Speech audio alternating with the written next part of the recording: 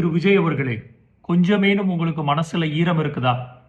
8:45க்கு உங்களுக்கு முதல் பெர்மிஷன் நாமக்கல்ல குடுத்திருக்குது. ஆனா நீங்க சென்னையில ஸ்டார்ட் பண்ணதே 8:45க்கு. 12 மணிக்கு உங்களுக்கு கரூர்ல பெர்மிஷன் குடுத்திருக்குது. ஆனா நீங்க வந்து சேர்ந்ததே 4:05 மணிக்கு. அப்போ நீங்க காலையில 6 மணியில இருந்து 2 லொகேஷன்ல நாமக்கல்லையும், கரூர்லயும் கரெக்ட்டான டயத்துக்கு 8:45க்கு வந்து அங்க நீங்க மீட்டிங்க முடிச்சுட்டு, அடுத்து 12 மணிக்கு போயிருந்தீங்கன்னா, இவ்வளவு பெரிய கூட்டங்கள் அங்க சேர்ந்திருக்கிறதுக்கு வாய்ப்பே இல்ல. 10,000 பேர்த்துக்கு உங்களுடைய தபாகவினுடைய நிர்வாகிகள் பெர்மிஷன் வாங்கியிருக்காங்க லோக்கல் அட்மினிஸ்ட்ரேஷன்ல.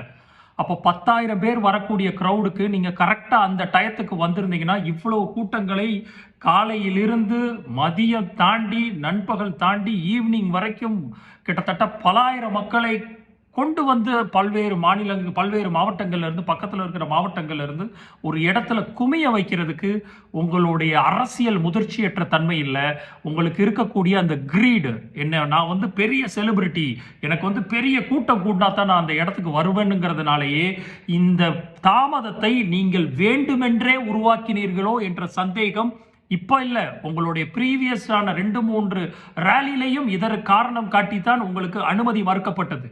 அனுமதியில பல்வேறு விதிமுறைகள் விதிக்கப்பட்டது. ஆனா நீங்க எதையுமே நீங்களும் ஃபாலோ பண்ணல, உங்களுடைய ஆர்கனைசர்ஸும் ஃபாலோ பண்ணல, உங்களுடைய ரசிகர்களும் ஃபாலோ பண்ணல, உங்களுடைய தொண்டர்களும் ஃபாலோ பண்ணல.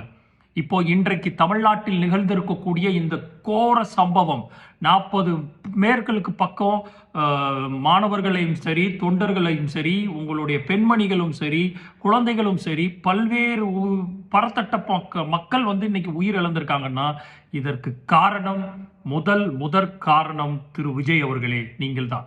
இன்றைக்கு தமிழ்நாட்டில் உள்ள ஒட்டுமொத்த மக்களினுடைய இந்த ரத்தம் உங்க கையில இருக்குது.